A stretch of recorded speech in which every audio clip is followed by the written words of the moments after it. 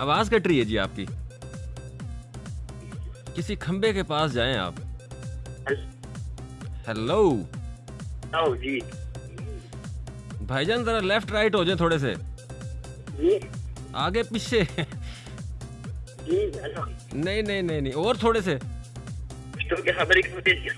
और बाहर निकल जाए परली साइड पे, मोहल्ले में चले जाए, मोहल्ले में बाहर निकल जाए, दुकान पे जाए, वहाँ कहीं करीब जाके देखें कौन सा बंदा आपका मोबाइल खींच के लेके जाता है।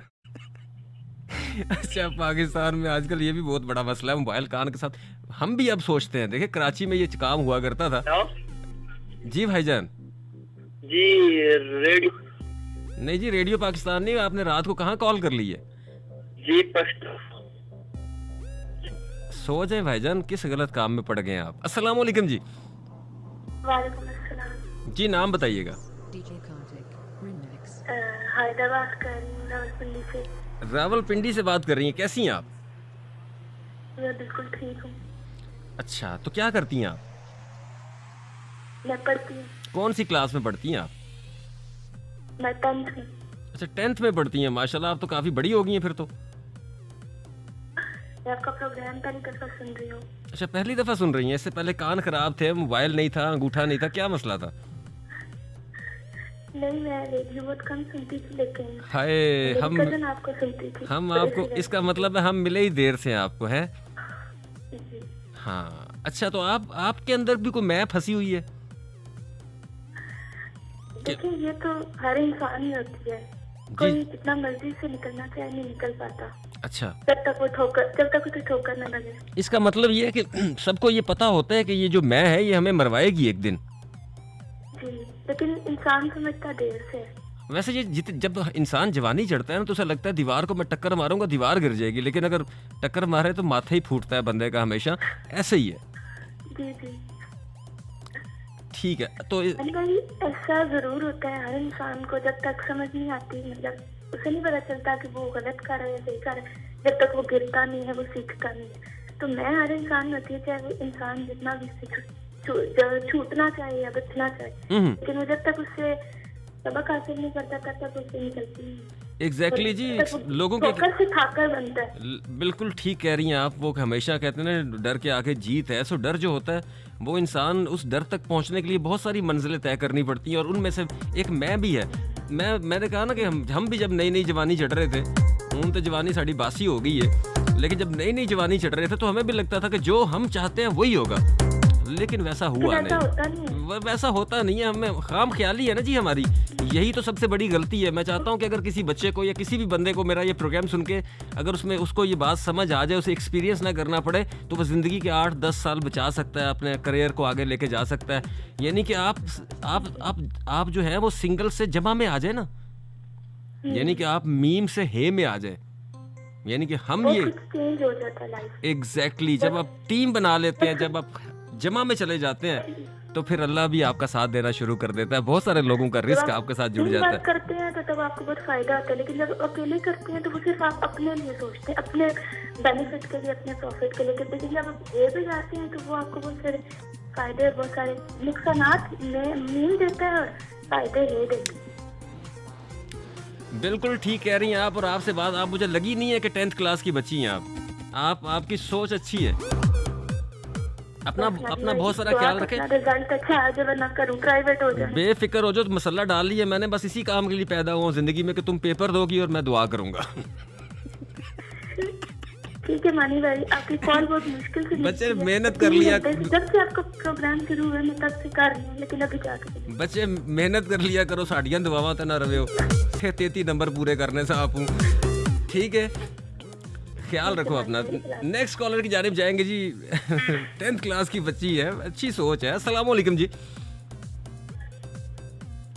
अस्सलाम वालेकुम जी। मैं माजरत चाहता हूँ जी, कॉल्स आप लोगों की ड्रॉप हो रही हैं, अगर नहीं मिल रही तो उसके लिए भी माजरत। अस्सलाम वालेकुम जी। वालेकुम सलाम। नाम बताइएगा जी। मैं जमाल बात करे, मलदान से बात करे। कहाँ से बात कर रहे हैं? मरदान संगे जी, बिल्कुल ठीक ठाक है। अच्छा, ठीक भी हैं, ठाक भी हैं, खैरियत से भी हैं। अच्छा, तो मुझे बताओ कौन सी मैं में फंसे हो आप जिंदगी में? जी सर, मैं आपका प्रोग्राम बहुत बहुत अच्छा है। बहुत शुक्रिया, लेकिन आप टॉपिक की जानिब आते हैं। मुझे ये बताएं कि आप जिंदगी में किस मैं में फंसे रहे? जी मैं जिंदगी से मैं सच बोलकर जी सर। मैंने कहा हर इंसान के अंदर एक मैं होती है ना, आपके अंदर कौन सी मैं है कि मैं ये कर सकता और हूँ, मैं जी ये कर सकता हूँ? और जी हेलो। अपना रेडियो सेट बंद कर दें ताकि आप मेरी आवाज़ सुन सकें। अच्छा, हेलो। हर इंसान को दिल कर रहा होता है जी वो अपनी आवाज़ को सुने, उसकी आवाज़ कैसी लग रही है रेडियो पे। तो आप रिकॉर्डिंग कर लिया करें, कॉल की रिकॉर्डिंग करके उसको सुन लिया करें। रेडियो सेट ऑन करके कॉल मत किया करें, बहुत सारी डिस्टॉर्शन आती है। अस्सलाम वालेकुम जी। वालेकुम सलाम मानी भाई, क्या हाल है? खैरियत है? ठीक हो? अल्लाह का शुक्र है जी। नाम बताइएगा। जी क्या बात कर रहा हूँ, कश्मीर से। सजाद, कश्मीर से। सजाद, क्या करते हैं आप?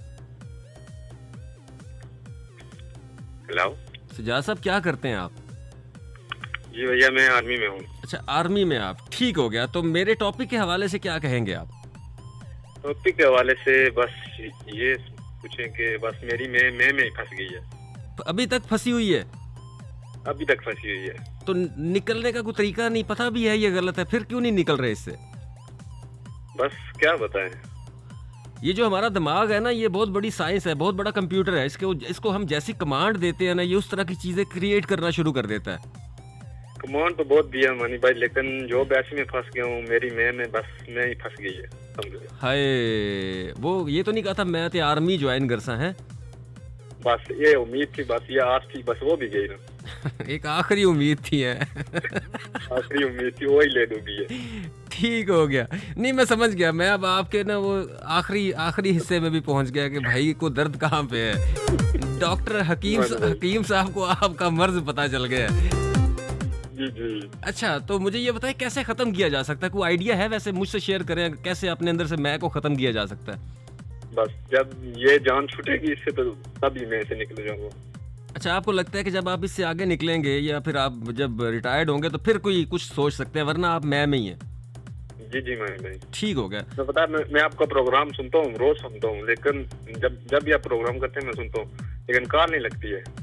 नहीं, आज तो लोगों को पता ही नहीं है ना मैं प्रोग्राम कर रहा हूँ। बड़े अरसे के बाद मैं अचानक, रमज़ान में प्रोग्राम करता नहीं हूँ, सो आज मैंने कहा कि बहुत सारे बच्चे रात को जाग रहे होते हैं, सो ये मैसेज उन तक पहुँचाना। एक मेरी मैं है कि ईदू भाई को मैं 32 तोपों की सलामी जरूर दूंगा। 32वीं तोप का रुख उसकी तरफ कर देना ताकि दोबारा हमें उसको सुनना ना पड़े। बिल्कुल बिल्कुल। ठीक हो गया। Thank you so much Sajjad, अपना बहुत सारा ख्याल रखो। आपने पाकिस्तान आर्मी से कॉल किया। जीते रहो, हंसते रहो, मुस्कुराते रहो। मजीद कॉलर्स को साथ लेंगे जी। मेरा नाम मानी है। अस्सलाम वालेकुम। वालेकुम अस्सलाम मानी भाई दी ग्रेट, क्या हाल है आपके? अल्लाह का शुक्र है, बिल्कुल ठीक ठाक। नाम बताइएगा, आवाज सुनी सुनाई लग रही है, बड़ी दूर से आ रही है। मानी भाई हम हैं तो फिर क्या गम है। आमिर खान कराची से बात कर रहे हैं। हम कभी मैं थे ही नहीं, आपने कभी सुना हमें मैं कहते हुए? नहीं आमिर, मुझे तुम जब मैं ये टॉपिक रखने लगा था तो मुझे तुम्हारी एक बड़ी मजे की बात, वो हमेशा कहते थे हम हाँ। जिसने जिंदगी में मीम को खे में बदल लिया वो इंसान कामयाब है। याद रखना, वो जिस बंदे को बात करते हुए सुनो ना, मतलब किसी भी महफिल में आप लोग बैठे हो, कोई बंदा बोले कि मैं ये कर लूंगा, मैं ये हूँ, मैं ऐसे हूँ, मैं वैसे हूँ, और अगर कोई बंदा ऐसा बैठा है जो कहे कि हम ऐसे हैं, हम ये कर सकते हैं, आप अपने अंदर ही हम हो गए हैं। मुझे उसका बड़ा मजा आया। यानी कि हम खुद के लिए हम यूज करना, ये ऐसे है जैसे जिंदगी में कामयाबी की सीढ़ियां चढ़ना। यानी कि हम यार मानी भाई, आप तो मतलब पहले आदमी हमें ऐसे मिले हैं जो कि बात को कहने से पहले ही समझ गए, बात का मुद्दा ही समझ गए। वरना एक आध आरजे ने हमसे पूछा था कि भाई आप कितने, हमने कहा हम ठीक है, लेकिन हम अपने आप में महफिल ने अपने आप में असल में पहले हम भी आपकी तरह मैं थे और मैंने करते थे, लेकिन एक दिन एहसास हुआ ये मैं मरवा देगी, तो उस रोज से हमने मैं को छोड़ा और हमको हमने जमा कर लिया। अल्लाह हमारे साथ है, अब हमें और हमें तो फिर क्या गम है। हाय, ये बात असल में जिस आरजे ने तुम्हें ये कहा होगा उसको खुद नहीं पता होगा, वो किसी मैं में फंसा होगा अभी। बस वो भी इस जवाब के सोच भी नहीं सकते थे कि ऐसा कोई जवाब आ जाएगा। लेकिन बहरहाल मानिए भाई, कभी मैं रही भी नहीं है। उसका एक है हमारे पास कि हमारी तरबियत तो इस प्यार से हुई है कि हमारी अम्मी ने हमारी तरबियत कुछ माशाल्लाह इस तरह से की है कि कभी एहसास ही नहीं हुआ कि दूसरा इंसान जो है वो कोई छोटा इंसान भी हो सकता है। जब भी अम्मी ने तहजीब सिखाई, तरबियत सिखाई, तालीम दी, परवान चढ़ाया, हमेशा यही बताया, बेटा ये जो दौलत है इसकी बड़ी सख्त बातपोश होनी है, जब भी खर्च करो देख के खर्च करो, दूसरे इंसानों को कभी नीचा नहीं समझना अपने से। जिस रोज नीचा समझोगे समझो आप अपने आप नीचे आ जाओगे। तो हम बहुत ख्याल रखते हैं किसी भी बात से अपनी जात को नीचे नहीं आने दें, अपनी नजरों में अपने आप को ना गिरने दें। अच्छा आमिर, असल में ना हम बहुत सारी चीज़ों से दूर हो गए हैं। हमेशा कहते हैं कि जिस भी कौम को आपने जवाल पजीर करना होता है ना, उससे उसकी हिस्ट्री छीन लो, उनसे इल्म छीन लो, उनसे उनके जो बुज़ुर्ग हैं, बड़े हैं, उनका जो है नॉलेज छीन लो। ये आप जब पिछली कुछ जंगें देख लें, उनमें से जो सबसे ज़्यादा अहम चीज़ उठा के ले गए वो हमारी किताबें थी, हमारे कुतब थे जो कि उन्होंने उठा कर रखे। आज उनकी लाइब्रेरीज़ में वो करोड़ों रुपए के बिक रहे हैं, बोलियां लगती हैं, वो सारे के सारे हमारे बुज़ुर्गों ने लिखे थे। आज जितनी भी दुनिया में इजादात हो रही हैं उनमें से 80% जो थे मुस्लिम साइंटिस्ट थे सारे के सारे। और आज हम मुसलमानों के अंदर या हमारे अंदर जो पाकिस्तानी हैं बहुत कम साइंटिस्ट मौजूद होंगे। इवन कि ये दुनिया में बड़ा आसान काम था मुसलमानों के लिए कि कुरान की रहनुमाई लेते और साइंटिस्ट बन जाते। आपने तहकीक ही करनी थी, कुरान में अल्लाह ने बता तो सारा कुछ दिया। अच्छा, ये जो आपने एक बात बड़े मज़े की मुझे अच्छा लगा वो सुन के कि मेरी अम्मी ने कहा कि किसी को छोटा नहीं समझना। ये तो नबी पाक सल्लल्लाहु अलैहि वसल्लम ने अपने आखिरी खुतबे में फरमाया कि किसी अरबी को किसी अजमी पर और किसी अजमी को किसी अरबी पर कोई फोकियत हासिल नहीं। इस बात के बाद छोटे बड़े वाला जो सिस्टम है ना वो तो हो ही ख़त्म जाता है वहाँ पर। बिल्कुल मानी भाई, आप हर सही कह रहे हैं। ये आखिरी खुतबे वाली बात थी। और माशाल्लाह अम्मी हमारी खुद एमए हैं, मास्टर्स हैं, पढ़ी लिखी हैं, लिखती थी। पहले वो अफसाने लिखे, उन्होंने किताब लिखी है उन्होंने एक औरतों के ऊपर। तो माशाल्लाह पढ़ी लिखी हैं। इसलिए हम बार बार जब भी मौका मिलता है यही कहते हैं कि खुदारा अपनी बेटियों को पढ़ाओ, उन्हें तालीम दो, तालीम याफ्ता करो। क्योंकि जब तक हमारी बेटियां तालीम याफ्ता नहीं होंगी हमारी आने वाली कौम जो है ना वो आला कौम नहीं बन सकेगी। जब तक माएँ तालीम याफ्ता नहीं होंगी, हमारे असलाफ के बारे में नहीं जानती होंगी कि क्या हमारे असलाफ थे। मुसलमानों कितने बड़े बड़े साइंटिस्ट गुजरे हैं, राजी है, ख्वाज़मी है, और कितने बड़े बड़े सिपहसालार जैसे खालिद बिन वलीद हैं, हमारे 4 खुलफाए राशिदीन हैं। इनके बारे में कोई बताता ही नहीं, जानते नहीं हमारे बच्चे। मोहम्मद बिन कासिम कौन थे, कहाँ से आए थे? हज्जाज बिन यूसुफ ने उनको, जब हज्जाज बिन यूसुफ को यहाँ डीबल से सिंध से एक लड़की ने चूड़ियाँ भेजी थी कि चूड़ियाँ रखो यहाँ डाकू आजाद फेरने, तो उसने मोहम्मद बिन कासिम को भेजा था। 17 साल का मोहम्मद बिन कासिम वहाँ से चला था, सिंध में आया था, हैदराबाद पे दीबल की बंदरगाह थी, वहाँ किले पे वो उतरा था और उसने सिंध को फतह किया था। यहाँ से इस्लाम का आगाज हुआ था। कितने लोगों मानी माएँ बताती होंगी ये तारीख अपने नहीं आजकल मुसलमानों की नहीं बताती, पता ही नहीं है, क्या बताएं आमिर। आजकल असल में हमारी जो माएँ हैं ना, जितनी भी माएँ मेरा प्रोग्राम सुन रही हैं माजरत के साथ, लेकिन हम अपने बच्चों को स्पाइडरमैन बताते हैं, बैटमैन बताते हैं, कभी कोई एक्समैन बताते हैं, कभी क्या बताते हैं, लेकिन हम उनको मोहम्मद बिन कासिम नहीं बताते। हम उनको और बहुत सारी हमारी शख्सियात, इवन हमारे साइंटिस्ट, उनके बारे में नहीं बताते। हम गोरों के नाम लेके उनको गिन के बता देते हैं। लेकिन आप याद रखें, ये जितने भी गोरे साइंटिस्ट हैं ये सारे कुरान को साबित करने पे लगे हुए हैं। जो कुरान में लिखा है आज वही साबित हो रहा है। अगर हम मुसलमान इससे इस्तिफादा हासिल करते, या मैं बच्चों को ख़ास तौर पे रमज़ान चल रहा है, जितने भी बच्चे मेरा प्रोग्राम सुन रहे हैं, एक बड़ी अहम बात आपको बताता हूँ। अगर ज़िंदगी में पुख्तगी चाहते हो, अपनी आवाज़ के अंदर एक जलाल चाहते हो, एक बात करने का अंदाज़ चाहते हो, तो कुरान को उर्दू में सुनो, अपनी ज़ुबान में सुनो। अगर तुम्हें कुरान समझ आ गया, अल्लाह कहता है कि मैं जिस चाहूँ उसके दिल पे आयतें खोल खोल के बयान करूँ और जिस पे चाहूँ ताले लगा दूँ। सो आपके ऊपर, अगर आपके दिल के ऊपर कुरान की एक आयत भी खुल गई, लेकिन अरबी में नहीं खुलेगी। एक बात याद रखना, कुरान अरब में आया, अरबी में आया। आपको वो पैगाम है अल्लाह का, वो सिर्फ सवाब की गरज से उसको मत पढ़िए, वो अल्लाह का पैगाम है, उसको सुनिए। सूरह निसा के अंदर औरतों के बारे में ख़ास तौर पे अल्लाह ताला ने इतना वाज़िया लिखा है। इवन जो जायदाद का हिस्सा है उसके बारे में अल्लाह ने इतना वाज़िया लिखा है। लेकिन हम क्या करते हैं, हम अपनी बेटियों का हिस्सा मार लेते हैं। यहाँ पे मैं thank you so much Aamir, अपना बहुत सारा ख्याल रखें, क्योंकि मेरे पास बड़ी बातें आज लोगों से करने के लिए। और ये जो आपने कभी ज़िंदगी में सुना होगा, बहुत सारे लोग जो है वो गरीब हैं। वो क्यों गरीब हैं? वो किसी वक्त में बड़े अमीर हुआ करते थे, बड़ी साहिब जायदाद हुआ करते थे वो लोग, लेकिन उनके अंदर एक मसला चलता था, वो हमेशा अपनी बेटियों का हिस्सा मार लेते थे। यानी कि जब बेटी की शादी होती थी तो उसको हिस्सा नहीं देते थे, वो कहते थे जी हम नहीं देते हिस्सा। तो जब अल्लाह ने कुरान में लिखा कि बेटी को हिस्सा दो, बीवी को हिस्सा दो, माँ को हिस्सा दो। जब अल्लाह ने लिख दिया, अल्लाह ने फैसला कर दिया और अल्लाह के फैसले बरहक हैं, सच है, और जो भी उन्होंने वादा किया वो हमेशा पूरा होता है। सो इसका मतलब है हम उस वादे की वादा खिलाफी करते हैं अपनी बेटियों को हिस्सा ना दे के। और जब हम बेटी को हिस्सा नहीं देते, उसकी वजह से हमारी वो जो जितनी भी हम जायदाद के मालिक होते हैं, या जो भी ख़ानदान जितनी जायदाद का मालिक होता है, कुछ अरसे के बाद वो निकलना शुरू हो जाती है। यानी कि उसका हिस्सा कटेगा, फिर कटते कटते कटते आपका हिस्सा भी कट जाएगा और एक दिन आप रोड पे आ जाएंगे। इसलिए लिहाज किया करें, एहतियात किया करें। जो आपकी बेटियां जब उनकी आप शादी करते हैं तो उनका हिस्सा उनको दे दिया करें, क्योंकि ये मतलब आपके और मेरी बात नहीं है, ये अल्लाह की तकसीम है। और अल्लाह की तकसीम जो है वो हर पे आखिर है। जो बंदा ये कहता है नहीं नहीं जी हमारी बेटी को नहीं चाहिए, किसको पैसे नहीं चाहिए, किसको ज़मीन नहीं चाहिए, सबको चाहिए। अपना हक कौन छोड़ता है भाई? जब अल्लाह ने आपको ये हक दिया है तो इस हक को हासिल करें। ख़ासतौर पे जितनी बेटियां मेरा प्रोग्राम सुन रही हैं, आप अपने माँ बाप को सूरह निसा उर्दू पे लगा के सुनाया करें, ताकि उनको पता हो कि अल्लाह क्या हुक्म देते हैं इसके बारे में, और ख़ुद भी सुना करें, ताकि आपको पता हो कि आपको वुमेन डे मनाने की ज़रूरत नहीं है, स्कर्ट्स पहन के रोड के ऊपर वो टेम्पलेट उठा के बाहर घूमने की ज़रूरत नहीं है। वो तो इस्लाम के अंदर अल्लाह ने आपको सारे के सारे हकूक़ दिए। किसी मज़हब के अंदर इस तरह के हकूक़ औरत के पास मौजूद नहीं है जितने के इस्लाम के अंदर मौजूद हैं। सो उसके बाद भी आप लोगों को हकूक़ चाहिए, हकूक़ तो हमें चाहिए। कोई मर्दाना हकूक़ नहीं आए आज तक। इसके ऊपर हम कुछ 14 नुकात जो है ना, या 16 नुकात वो लिखेंगे और उसके बाद फिर दुनिया को प्रेजेंट करेंगे। लेकिन बातें चलती रहेंगी, हम मजीद कॉलर्स को साथ लेंगे। मेरा नाम मानी है जी। अस्सलाम वालेकुम। अस्सलाम वालेकुम जी।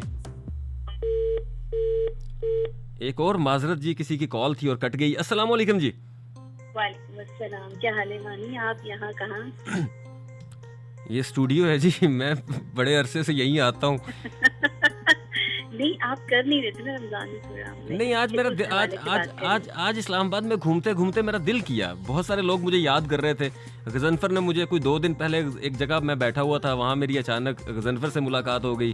फिर नुमान अब्बासी हमेशा फ़ोन करके पूछता है, तो मैंने कहा जी आज मैं घूम फिर रहा हूँ और मेरे माइंड में एक टॉपिक भी घूम रहा था। तो मैंने कहा आज ज़रा लोगों से गप लगाएंगे, ख़ास तौर पर जो बच्चे मेरा प्रोग्राम सुन रहे हैं उनसे आज गप लगाऊंगा इस हवाले से। आप सुनाएं कैसी हैं? हम लोग भी सारे मिस करते हैं आपके प्रोग्राम को, जितने मतलब सुनने वाले हैं। बोलते नहीं है लेकिन मिस तो करते हैं आपके प्रोग्राम को। चलें, ये तो बड़ी अच्छी बात है। वो दिल में याद करते हैं ना, इतना काफ़ी है मेरे लिए। हाँ बिल्कुल। अच्छा, तो नाम बताइएगा मुझे। सबा बोल रही हूँ। सबा पिंडी से बात कर रही हैं। अच्छा सबा, तो आप भी कभी ये मैं में तो सारे ही फंसते हैं, आप कब फंसी इस मैं के अंदर? वैसे मैं तो हम बोलती हूँ, मतलब मैं बोलती नहीं, अब तो माशाल्लाह, अब तो आप जिंदगी के आखिरी अदवार में चल रही हैं, तो हम पे आ ही गई हूँ। मैं चढ़ती जवानी। किसने कहा आपको? आप किसने? नहीं, हम बेसिकली हम लोग जगह से ताल्लुक रखते ना, वहाँ बोलते ही हम थे। अच्छा, आप कहाँ से ताल्लुक रखती हैं? हम लखनऊ से रखते हैं। अच्छा, हाँ, वहाँ लैंग्वेज में ही हम है, वो तो सिखाते ही हम है। तो हम लोग मैं तो बोल, बल्कि मुझे मजबूरन, जब मैं यहाँ शिफ्ट हुई तो मुझे मजबूरन, क्योंकि लोग समझते थे शायद मैं कोई बहुत बड़ी चीज हूँ, तो मेरे गुरूर में आने लगा था, तो इसलिए फिर मैंने असल में ये तरबियत नहीं है ना, तरबियत का मसला है हमारे यहाँ ना। मैं हमेशा कहता हूँ, ये जो बच्चे जितने मेरा प्रोग्राम सुन रहे हैं उनके लिए ये बड़ी अहम बात है कि हम व्लॉग करूंगी तरबियत पे। ये मुझे आज 1-2 कंप्लेंट्स भी आई हैं। अच्छा, नहीं, तरबियत वो तो बहुत सारी ऐसी चीज़ें हैं, लेकिन ये जो हमारी अहम बात है ना, आपके मैंने बहुत सारे लेक्चर सुने भी हैं, आपने बहुत सारे लेक्चर्स लोगों को दिए, बड़ी ट्रेनिंग्स करवाई। सो आप प्रोग्राम मेरे का हिस्सा है, मुझे बड़ा अच्छा लग रहा है। तो आप किसी ना किसी वक्त में तो किसी मैं में फंसी होंगी ना, मैं ये कर ही लूँगी। हाँ, वो तो खैर जाहिर है, वैसे तो इंसान हम कहीं ना कहीं फंस जाते हैं, अपने आप में ओवर कॉन्फिडेंट हो गए कि नुकसान हुआ फिर उसकी वजह से बहुत। नहीं, अब वो मैं का तो हमेशा ही नुकसान होता है ना, मैं तो गलत ही है, मतलब उसको मैं को तो खत्म करेंगे ही तो कुछ आगे बढ़ सकते हैं। एग्जैक्टली। जिंदगी में अगर आप जिस दिन आपने ये सोच लिया कि मैं नहीं हूँ, हम मैं, तो उस दिन आप जिंदगी में समझ ले आपने कामयाबी की पहली सीढ़ी चढ़ ली। आपने उसके बाद फिर आप पीछे मुड़ के मत देखें, आपको अल्लाह खुद रास्ते देते जाएंगे कि आप इधर से गुजरे, इधर से गुजरे। आपका काम सिर्फ सोचना होगा। अल्लाह कहते हैं ना कि आप सोचिए, मैं रास्ता दूंगा आपको। मौज है दरिया में, बैरून दरिया कुछ नहीं। एग्जैक्टली। यहाँ पे मैं आप लोगों को एक और चीज़ बड़े मज़े की, बड़े कम लोगों के पास ये बात होगी कि जब इंसान दुनिया में आया, हज़रत आदम दुनिया में आए, तो दुनिया में उनको कुछ नहीं दिया गया, एक अक्ल दी गई और ये ज़मीन दी गई। आज अपने इर्द गिर्द बैठे आप दुनिया की हर चीज़ देख लें, जो भी आपकी दीवार, इवन आपके टीवी स्क्रीन, सारी चीज़ें जो भी मिल के ये बने, वो ज़मीन से इंसान ने निकाली हैं। इसका मतलब है कि सबसे बड़ी चीज़ वो ताकत जो है अल्लाह ने हमारे दिमाग के अंदर डाली है, जिसका हम सबसे कम इस्तेमाल करते हैं। इसलिए अपने आप को विजुलाइज किया करें, कुछ चीज़ें जो हैं उनको सोचा करें, ताकि वो क्रिएट, जब आप सोच सकते हैं ना, इसका मतलब है वो क्रिएट हो सकती है। और ये वो वाहिद मशीन है दिमाग जो कि क्रिएट कर लेती है और उसके लिए बहुत सारे रास्ते बना देती है। सो अल्लाह ने ये सबसे बड़ी ताकत हमें दी है, जिस ताकत का हम सबसे कम इस्तेमाल करते हैं। अगर इंसान को अल्लाह ने कुछ दे के भेजा है, अफजल करार दिया, तो इस अक्ल की वजह से दिया है, और इस अक्ल का इस्तेमाल हम लोग कम करते हैं। सो अक्ल का इस्तेमाल किया करें। जी सबा। जी, मैं ये कहना चाह रही थी आपके प्रोग्राम के उससे कि जो जितने भी यंग जनरेशन है, अगर हम इसको कुछ मतलब मैं अगर उनको कुछ समझाना चाहूँ तो उनको वो ये कहते हैं आपको नहीं पता, अब ये नई चीज़ आई है हमें पता है, आपको नहीं पता ये नई चीज़ आई है हमें पता है। देखिए मैं मान ही नहीं सकती कि आप अपने बड़ों को डिनाई करके आगे बढ़ सकते हैं, हो ही नहीं सकता। नहीं आजकल के देखिए, आजकल के बच्चे कहते तो ठीक ही हैं, अब चैट जीपीटी में आप क्या करेंगी? नहीं मतलब हमें नहीं पता ना, चले, लेकिन उनको भी मतलब आपने ना जरूर अपने लिए कोई पॉइंट रखना होता है। मैं वैसे इस पे करूंगी व्लॉग, जिस तरह आज मुझे कंप्लेंट्स आई हैं लोगों की, मुझे पेरेंट्स ने बाकायदा कंप्लेन की, I should do something for that. ठीक हो गया जी। वो कहते हैं कतरा कतरा मिलके दरिया बनता है, एक कतरा मैं फेंक रहा हूँ, एक ये फेंकेंगी। इसी तरह भलाई करते जाएं। याद रखिएगा, इंसान ने इंसान से क्या लिया? बात। इंसान से कुछ नहीं ले सकता, बाकी मुकद्दर किस्मत लेके जाता है दुनिया के, रिस्क अपना वो लेके आया होता है। आपसे अगर कोई इंसान ले सकता है तो वो बात ले सकता है। इसलिए जब भी किसी से बात करें, अच्छी बात करें ताकि उसके दिल में रह जाए। आप भी अच्छी बातें करना सीख लें, ख्याल रखें।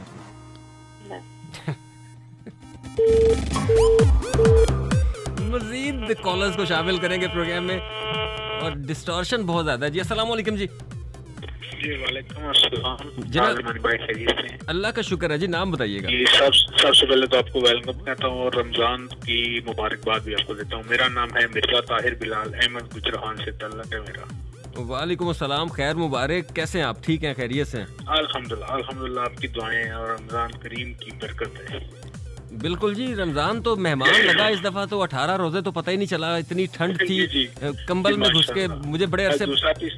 आज दूसरा तीसरा दिन है, थोड़ी सी गर्मी है, पहले तो माशाल्लाह बहुत अच्छे गुजरे हैं। नहीं, ये चढ़ती गर्मी हमें कुछ नहीं कहती, लेकिन इस दफा लग रहा था कि सर्दियों के रोजे रख रहा हूँ मैं, और बड़ा अच्छा रोजा। बिल्कुल आपने सही कहा, और बड़े मजे की बात है, रमजान गुजरने का पता नहीं चलता यार, बिल्कुल भी नहीं पता चला भाईजान। मैं परसों मेरी मेरे कोलीग से बात हो रही थी, तो वो कह रहे थे यार इतने रोजे गुजर गए हैं, पता ही नहीं चला। मैंने उनसे कहा भाईजान आपकी उम्र कितनी हो गई है? उन्होंने कहा जी मेरी 63 ईयर। मैंने कहा आप एक दफा पलक झपके अपने पीछे से थोड़ा देखे कि आपके ये 63 साल कैसे गुजर गए हैं। उन्होंने कहा मुझे तो पता चलता है जैसे मैंने पलक झपकी और ये गुजर गए। मैंने कहा तो ये तो गिनती के दिन है, हाँ। ये तो कैसे? उन्होंने कहा बिल्कुल आप बिल्कुल सही कह रही हैं। अच्छा, मजे की बात यह है कि हमने ना बड़ी चीजों को मुश्किल कर दिया। असल में इस्लाम को या कुरान को जिन लोगों ने हमें एक्सप्लेन करके बताया, या जिनके ऊपर हम डिपेंडेंट है, वैसे तो इस्लाम कुरान हर बंदे को आना चाहिए, जरूरी नहीं होती कि इसके लिए हमें किसी मौलवी के पास जाना पड़े या किसी मौलाना साहब के। मौलाना साहब भी हमारे भाई, रिश्तेदार, चाचा, मामा, ताया के बेटे ही हैं, ठीक है। इसलिए पहली बात तो ये गलती हम ये करते हैं कि हम लोगों पे डिपेंडेंट होते हैं कि हमें सीखना पड़ता है, ठीक है। हालांकि पैगाम तो खुद पे एतमाद नहीं है। हाँ, पैगाम तो अल्लाह ने लिखा हुआ है ना, आप उर्दू में पढ़ें आपको पता चल जाएगा पैगाम है क्या, ठीक है जी। बेशक। अच्छा, मुझे ये टॉपिक की तरफ आते हैं। ये बाद में अकेले जब होगा मैं लोगों से, मेरे पास एक नई बात आई है, बिल्कुल बहुत लंबी होगी इस सिलसिले में बात। आप बिल्कुल बात ठीक कह रहे हैं। मैं आपके टॉपिक के लिहाज से एक शेर से शुरू करता हूँ जी। तो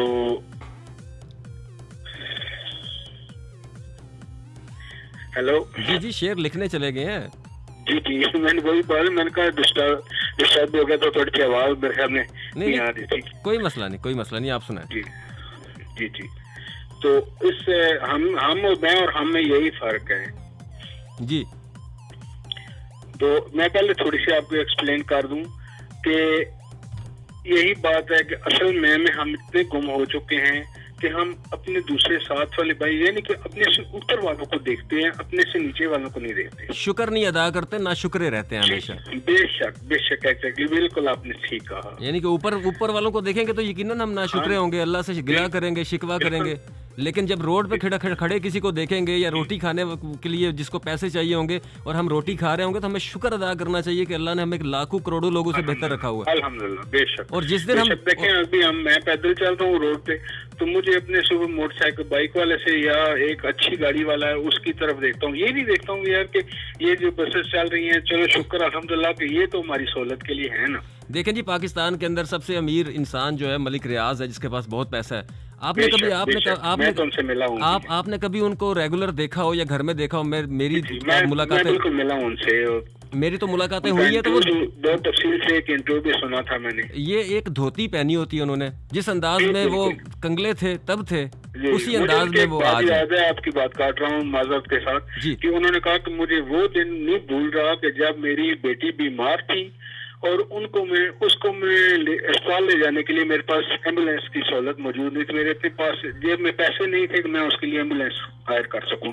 मैं उसको अस्पताल में ले जाने के लिए एक रेहड़ी जो होती है जिस पे फ्रूट बेचते हैं, उस रेहड़ी पे अपनी बच्ची को डाल के तो अस्पताल लेके गया। मुझे उनकी बात सुन के यकीन करे मेरी आंखों में आंसू आ गए। देखो, अल्लाह इंसान की किस्मत कहीं से भी बदल सकता है। वो बेटी अपना रिस्क लेके आई थी, आज तक हमें ये समझ नहीं आया, ये अल्लाह की जो रहमत है, ये रहमत रिस्क लेके आती है।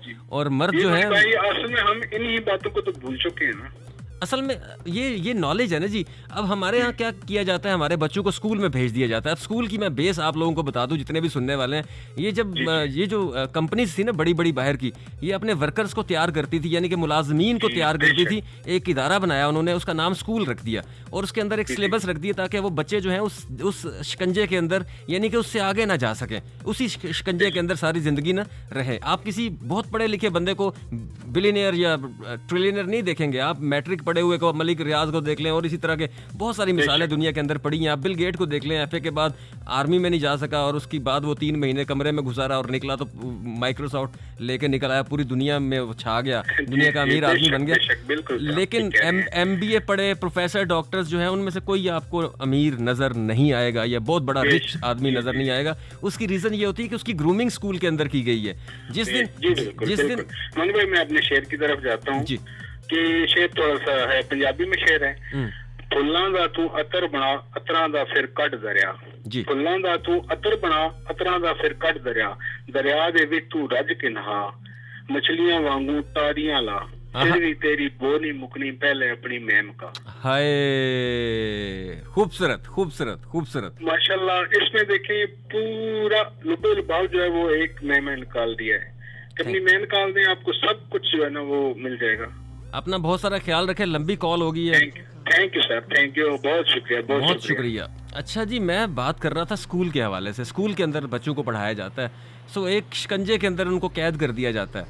लेकिन अगर जिस दिन हमारे बच्चों को ये कहा जाएगा कि आप इंसान के साथ एक रूह भी आपके अंदर मौजूद है, जिस दिन हम रूहानी चीज़ें बच्चों को सिखाना शुरू कर देंगे, उस दिन याद रखिएगा हमारे बच्चों में साइंटिस्ट भी निकल आएंगे, नई नई इजादात भी करना। हमें ये पता ही नहीं होता कि हम हैं क्या, मतलब हम क्या हैं हमें नहीं पता। मैं ये हूँ ये हमें पता है, ये हमारे घर में तरबियत की जाती है, ये हमारे स्कूल के अंदर तरबियत की जाती है, यूनिवर्सिटीज़ के अंदर की जाती है, कॉलेजेस के अंदर की जाती है। उनका काम है हमें अपना मुलाजिम बनाना, हमें पढ़ लिख के नौकरी करनी है, यानी कि नौकर बनना है। जिन उनमें से कई अक्लमंद होते हैं, वो कहते हैं अच्छा इनका इल्म तो हासिल करो ना, उनका कोई ताल्लुक नहीं होता नौकरी के साथ। वो सिर्फ उनका नॉलेज हासिल कर रहे होते हैं कि नौकर जो होते हैं वो कैसे होते हैं, वो क्या क्या जानते हैं। उसके बाद वो फिर मैट्रिक FA में जाके छोड़ देते हैं, वो कहते हैं यार असी नहीं पढ़ सकते, साढ़े को नौकर नहीं बनना हुंदा। और मैंने उन लोगों को अमीर हमेशा होते देखा है जो निकल के प्रैक्टिकल लाइफ में, और ख़ास तौर पर पाकिस्तान के अंदर कोई प्रैक्टिकल यूनिवर्सिटी होनी चाहिए जिसके अंदर कामयाब लोग जो हैं, जो ख़ास तौर पर जो नए बच्चे हैं, उनको जाके वो ट्रेनिंग्स दें। जैसे अब मैं हूँ, फ्री हूँ, 2 घंटे किसी भी यूनिवर्सिटी में जाकर लेक्चर दे सकता हूँ। अगर मुझे इस तरह का कहा जाए कि मानी भाई किसी प्रैक्टिकल चीज़ के लिए आप बच्चों को लेक्चर दें, तो मैं 2 घंटे के लिए लाजमी जाऊँगा। इसी तरह बहुत सारे ऐसे लोग मौजूद हैं जो कि नई चीज़ें बच्चों को जाके सिखा सकते हैं। उनको चांस दें, प्रैक्टिकल होना चाहिए। हर यूनिवर्सिटी के साथ एक डिपार्टमेंट होना चाहिए जिसमें प्रैक्टिकल करवाया जाए। उन किताबों का प्रैक्टिकल ना करवाया जाए जो प्रैक्टिकली लोगों ने ज़िंदगी में किया है। वो उन बच्चों से करवाया जाए, उन बच्चों को सिखाया जाए, उन जो एक्सपीरियंस लोग हैं उनका तजर्बा। ये टीचर जब पढ़ा रहा होता है, टीचर, अब मैंने एक बच्ची को देखा, वो कहती है जी मैं मैट्रिक में थी, मैंने तब से टीचिंग शुरू कर दी। मैंने कहा बेटा क्या बच्चों को पढ़ाया होगा आपने? कहती नहीं मेरे अब्बू जो थे वो वहाँ पे ना हेडमास्टर थे, तो इसलिए फिर मैं भी वहाँ पे बच्चों को पढ़ाना शुरू होगी। मैंने कहा वाह क्या बात है। दुनिया के अंदर टीचर रखने का क्राइटेरिया बड़ा सख्त है। टीचर्स जो होते हैं वो बड़े टॉप के लोग होते हैं जो बच्चों को पढ़ाते हैं। हमारे यहाँ तो इसको भी मतलब बांदर ही बना दिया है। जो जिसका दिल करता है, लड़की को लगता है कोई काम नहीं कर सकती, अच्छा करीब वाले स्कूल में बच्चों को पढ़ा लेती हूँ। और वो बच्चे जब एक मैट्रिक में 700-300 नंबर लेने वाली लड़की बच्चों को पढ़ा रही होगी और जिसको खुद कुछ नहीं आता, रात को रट्टा मार के सुबह लेक्चर दे रही होगी, तो वो जिन बच्चों की ग्रूमिंग कर रही होगी वो बच्चे फ्यूचर क्या, पाकिस्तान का कैसे फ्यूचर को मजबूत करेंगे। सो टीचर जो होते हैं उनके हाथों में पाकिस्तान का मुस्तकबिल है।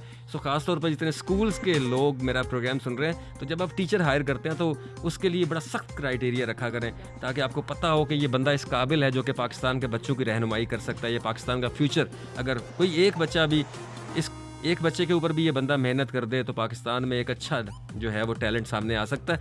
सो टीचर रखने का क्राइटेरिया पाकिस्तान में, मैं ये सच्ची बड़ी ब्लंट बातें कर रहा हूँ। सो माजरत अगर किसी की दिल आज़ारी हो, लेकिन ये है सच। जब सच्ची बातें होती हैं थोड़ी कड़वी होती हैं। सो आपकी कॉल्स का सिलसिला 101 पे जारी है।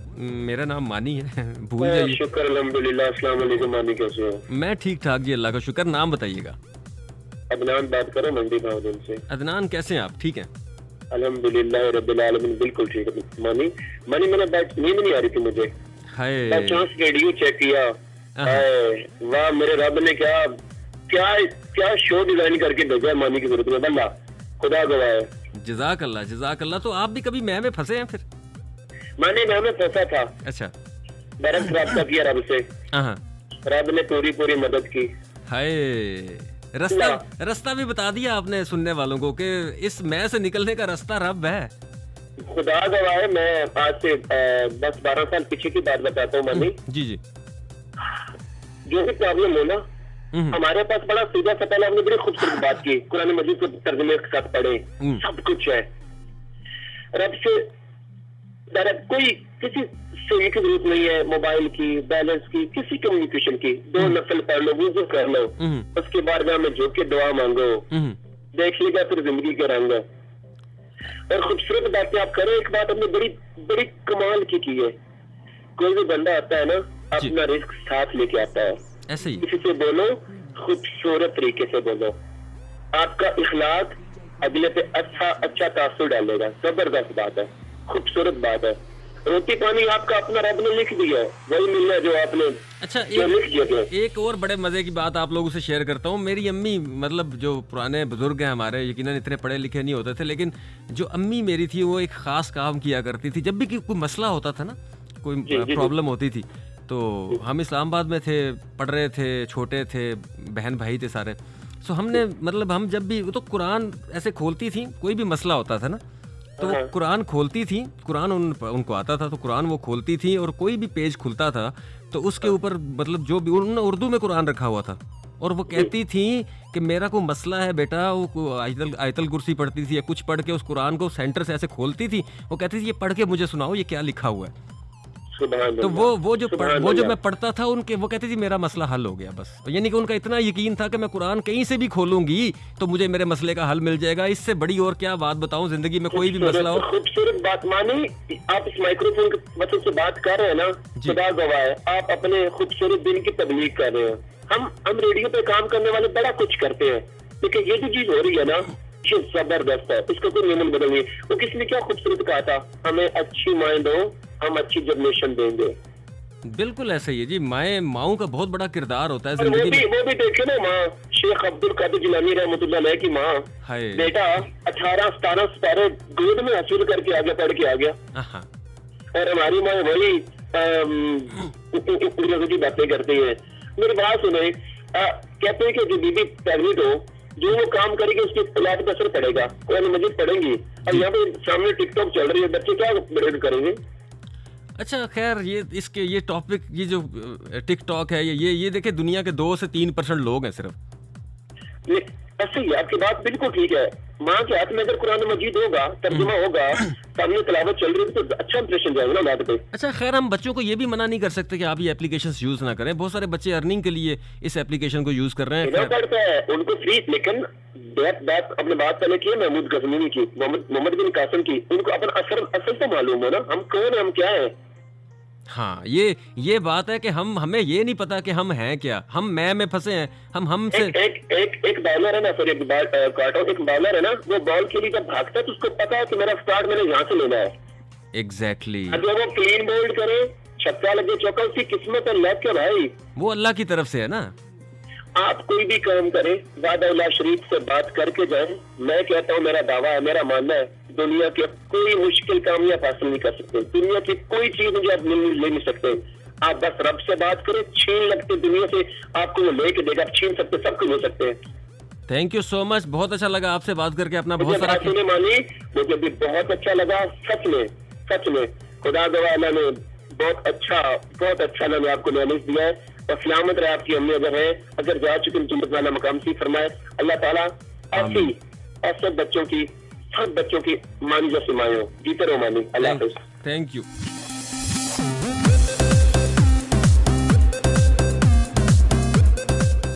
तो जनाब 101 पे आपकी कॉल्स का सिलसिला जारी है और हम गप लगा रहे हैं जी आज मैं और हम के बारे में। अस्सलाम वालेकुम जी। अस्सलाम वालेकुम मानी जी, क्या हाल है? अल्लाह का शुक्र है जी, बिल्कुल ठीक ठाक। नाम बताइएगा जी। मेरा नाम उमर हयात और अगज़ई, मैं इस वक्त मनाल होटल के पास। अच्छा, क्या अच्छा जॉब करते हैं यहाँ पे? ठीक हो गया। तो आप भी जिंदगी में मैं फंसे हैं कभी? जी मानी भाई, एक दौर था जो फंसा हुआ था, लेकिन जब से दिल से अल्लाह को जान लिया तब से इनसे निकल गया। अच्छा, मैं से निकल के ना इंसान एक और चीज़ बड़ी अच्छी फील करता है जो मैंने की है। मतलब मैं फंसा हुआ था, मैं तो झूठ नहीं बोलता, मैं तो हमेशा कहता हूँ मैं ये कर लूँगा। मैं बड़े औखा होकर निकला हूँ इस मैं से मैं, और जिस दिन से इस मैं से मैं निकल गया हूँ उस दिन से मेरी ज़िंदगी बड़ी आसान हो गई। मुझे फ़र्क नहीं पड़ता कोई तरक्की कर रहा है, मैं उसके लिए दुआ करता हूँ कि अल्लाह तुझे और तरक्की दे यार। कोई नीचे जा रहा है तो उसकी कोशिश करता हूँ कि उसकी हेल्प कर सकूँ। सो इसी तरह ज़िंदगी में, और इतना मुतमईन चेहरे पे आपका नज़र आ रहा होता है कि बंदा बड़ा मुतमईन है यार। जिस दिन आप चाहे वो देखें, किस्मत मुकद्दर तो अल्लाह की तरफ से लिखा हुआ है ना आपका। अगर अल्लाह ने लिखा है कि आपने 3 रोटियां खानी है तो वो 3 ही खानी है, चौथी नहीं खा सकते आप, ठीक है। इंसान की ज़रूरत तो वो 2 रोटियां ही है ना, वो जो दिन के अंदर 4 खाता है। इसके अलावा तो जो भी कमाएगा उसको किसी ना किसी चीज़ पे इस्तेमाल करना है। बेटी के स्कूल पे कर देगा, बेटे के स्कूल पे कर देगा, उसको डॉक्टर प्रोफेसर डॉक्टर बनाने पे कर देगा, किसी बीमारी पे कर देगा। हराम कमाया होगा तो किसी ना किसी तरफ से निकल जाएगा। यानी कि याद रखना, ज़िंदगी में जो हलाल की कमाई है वो 15,000 रुपया भी महीना है ना, उसमें एक बंदे का बड़ा अच्छा घर चल जाता है। हराम की कमाई 10 लाख रुपया भी आ रही है ना। तो बिल्कुल मेरे दिल की बात किया है मेरे भाई। एक बंदा था, वो मतलब उसने बड़ा 2 नंबर तरीके से पैसा कमाया और बड़ा खुशबाश, सारा कुछ उसकी ज़िंदगी बड़ी लश चल रही थी।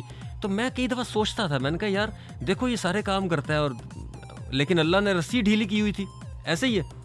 और एकदम ऐसा हुआ कि अभी जवानी में ही था और बस दौलत जो उसने बड़ी बेतहाशा इकट्ठी की हुई थी और एक साइड से उसको फॉलिज हुआ और वो चलने के काबिल ना रहा, एक मतलब उससे उठा नहीं जा रहा था।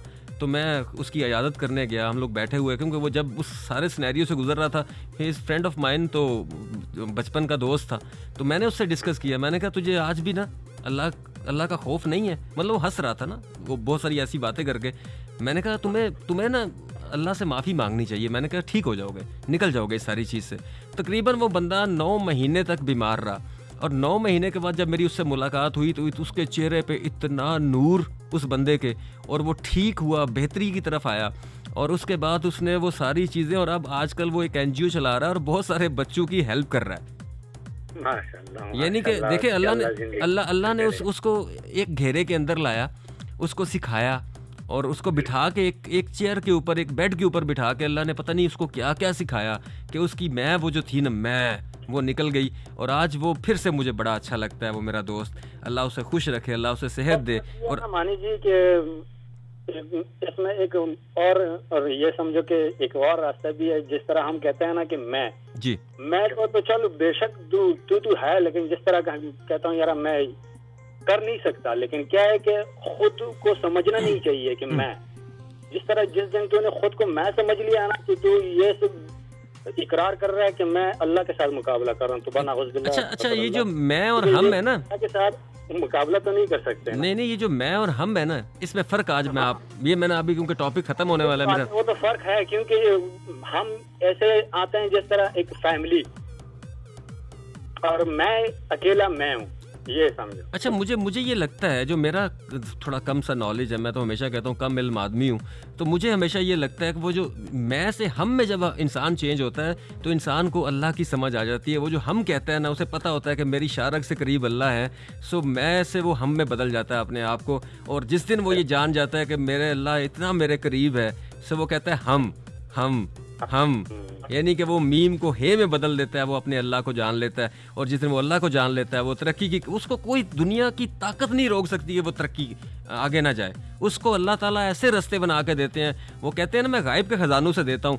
आज तक हमने अपने बच्चों को ये नहीं बताया कि अल्लाह ताला के, जैसे उसका तस्वर ही नहीं होता है कि मेरा किस तरफ से रिज़्क आएगा और किस तरफ से मेरी खुशी आएगी। देखें जी, हम अपने बच्चों को ये बताते ही नहीं है कि अल्लाह के पास गायब के खजाने भी मौजूद हैं।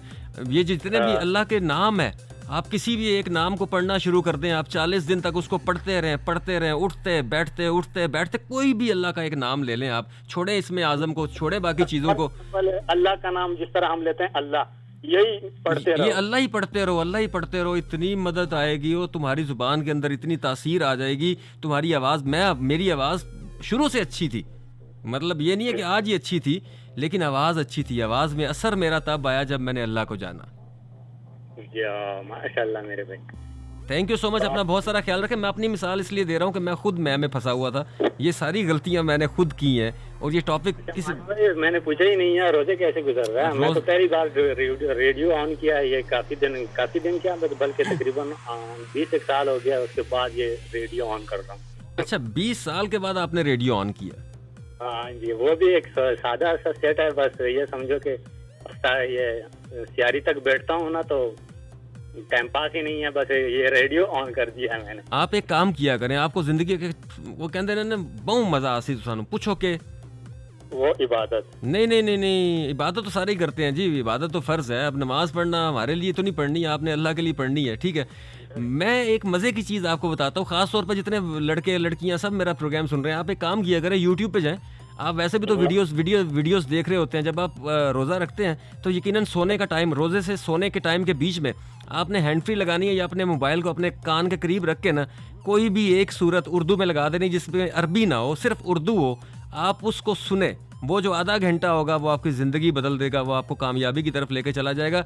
अल्लाह ताला खुद कहते हैं कि मैं वो आयतें आप जिस पे चाहूँ उसके दिल पे खोल के बयान करता हूँ। इसलिए मतलब किसी बंदे की ज़रूरत नहीं है, अगर वो चीज़ आपको समझ आनी है तो आपको खुद सुन के भी वो समझ आ जाएगी, आपको उसके लिए किसी की रहनुमाई की ज़रूरत नहीं है। ये जो तफसीर की गई है, ये जो तशरीह की गई है, ये हम मेरे जैसे और आप जैसे लोगों ने की है, यही बात। मतलब जिसके पास इल्म है। देखें, अगर मैं रेडियो में FM, अब किसी बंदे को ले आए जो कि FM नहीं जानता, तो वो मेरे से अच्छा FM नहीं कर सकेगा, ठीक है।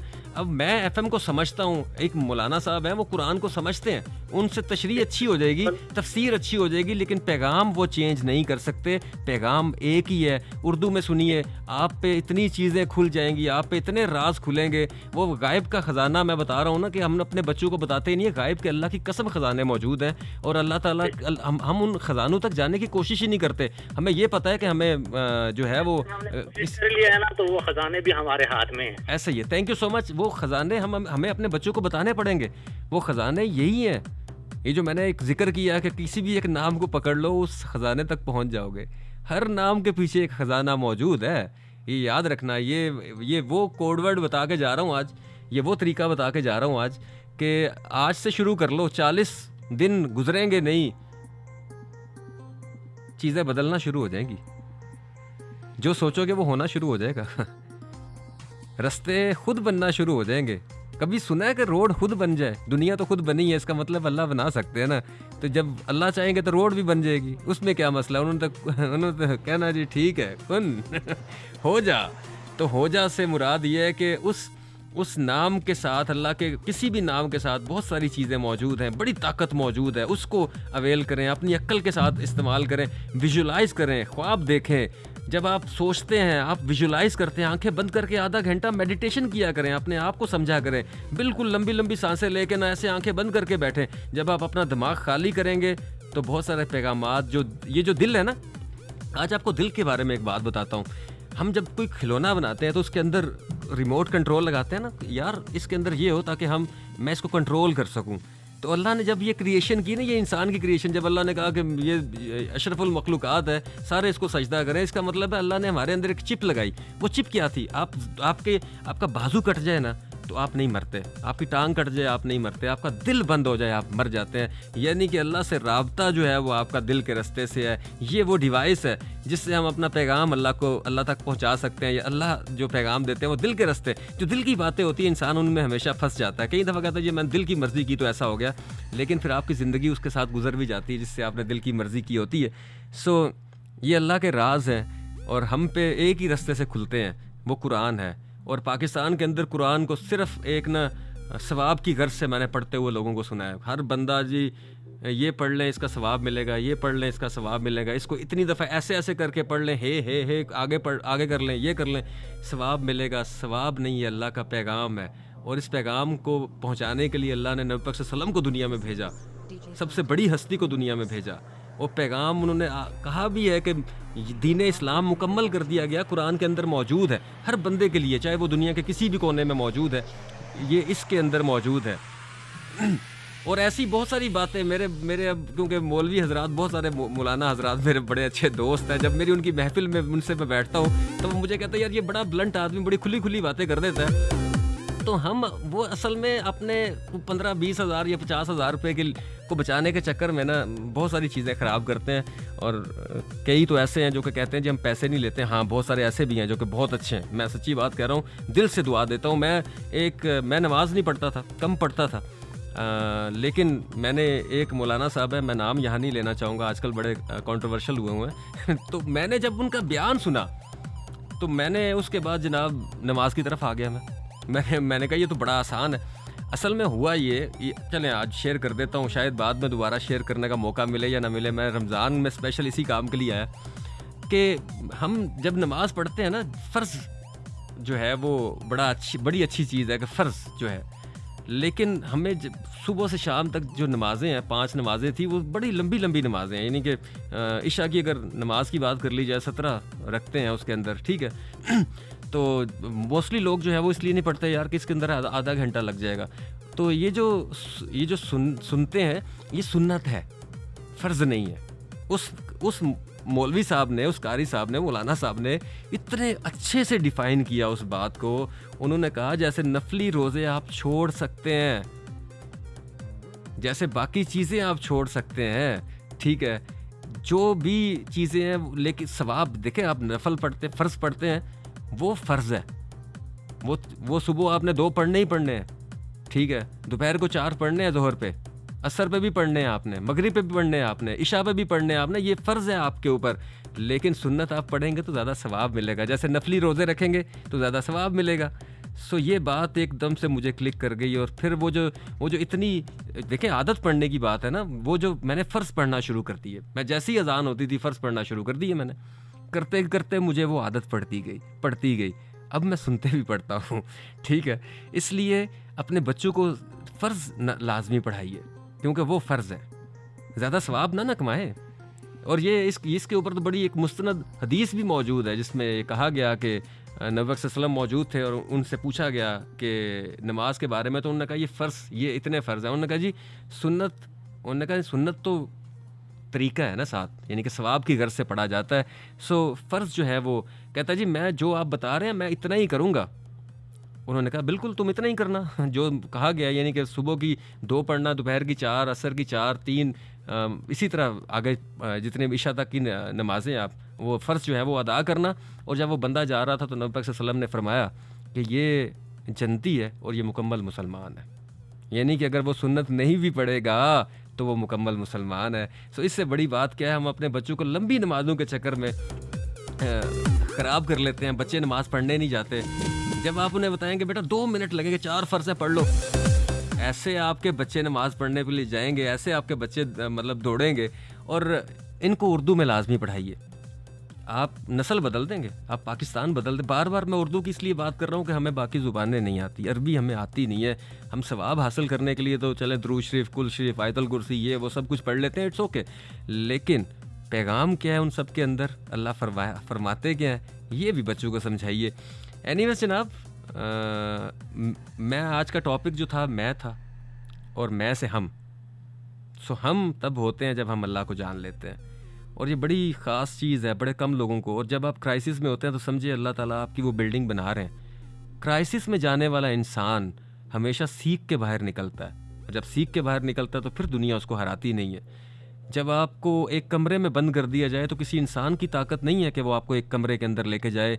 आप इतनी अच्छी ज़िंदगी गुजार रहे हैं, इतना सारा कुछ कर रहे हैं, एकदम से अचानक चीज़ें बदल जाती हैं, लोगों के रवैये आपसे बदल जाते हैं, आप अकेले कमरे में चले जाते हैं, और वहाँ पर जाके आप एक स्ट्रेस, एक एंजाइटी के अंदर अपने आप को फ़ील कर रहे होते हैं। और उस एंजाइटी से, जब एंजाइटी, अब मैं इसको भी डिफ़ाइन करना पड़ेगा, बहुत सारे लोग इस बात को समझते नहीं हैं। बहुत सारी हमारी जहनी बीमारियां होती हैं पाकिस्तान के अंदर, तो ये जो दिमागी मसाइल हैं इनको मसला समझा ही नहीं जाता।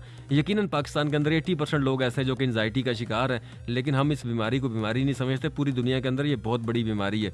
खैर जनाब, वो उस सर्कल के अंदर जब अल्लाह आपको लेके आ जाता है ना, कमरे के अंदर जब आपको बिठा लेता है, बांध देता है, और उसके बाद फिर आप बड़ी कोशिशें करते हैं, आपने किसी कज़न को फ़ोन करते हैं, भाईजान मेरे लिए ये करो, वो फ़ोन नहीं उठाता। किसी को क्या कहते हैं, तो कोई आपका यानी कि वाली वारिस बनने के चक्कर में नहीं होता। तो उस टाइम पे ये समझ जाएं कि अल्लाह आपको कुछ सिखाना चाह रहे हैं। उस टाइम अपनी आंखें बंद करें, सुकून से बैठ जाएं और वो चीज़ें समझें। बाहर फड़फड़ाने की ज़रूरत नहीं है, भागने की ज़रूरत नहीं है। अकेला बैठ, अपनी ज़िंदगी को समझ और फिर निकल, फिर देख तेरे साथ होता क्या है, फिर तुझे पता चलेगा तू है क्या।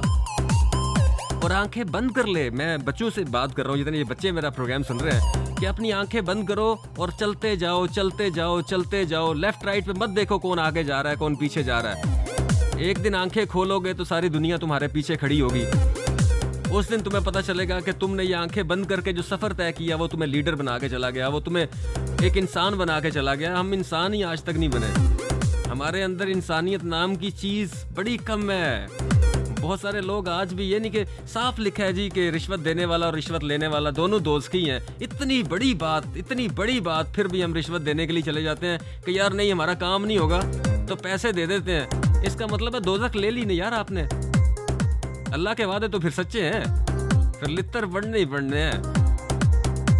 इसलिए बहुत सारी चीज़ें हैं जो कि दिल में हैं आप लोगों से करने वाली, लेकिन कई दफ़ा किसी लाइव प्रोग्राम में या फिर किसी फेसबुक लाइव पे या फिर जो इंस्टाग्राम लाइव पे आऊँगा, फिर आप लोगों से गप लगाऊंगा। ईद पे इंशाल्लाह लाइव आऊँगा मैं फेसबुक से, सो फिर आप लोगों से गप लगेगी।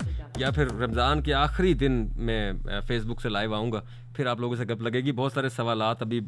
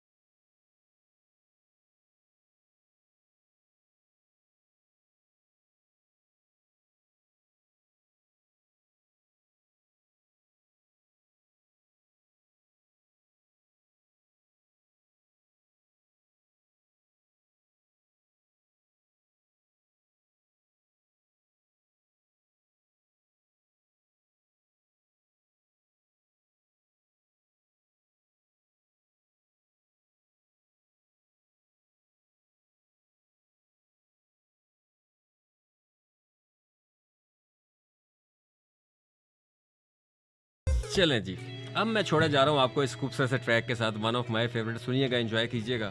इंशाल्लाह ईद पे आप लोगों से दोबारा मुलाकात होगी और मेरे लिए बहुत सारी दुआ कीजिएगा। यकीनन आजकल आप सारे पक्के वाले मुसलमान बने हुए हैं, दुआओं में भी असर होगा। क्या ऐसा नहीं हो सकता हम सारा साल ही मुसलमान ऐसे बने रहे? काश ऐसा हो सके। बड़े बड़े अच्छे लोग मिलते हैं रमज़ान में, रमज़ान के बाद कभी नहीं मिले। अपना बहुत सारा ख्याल रखिएगा। इजाज़त दीजिए, अल्लाह हाफिज़, फी अमान अल्लाह।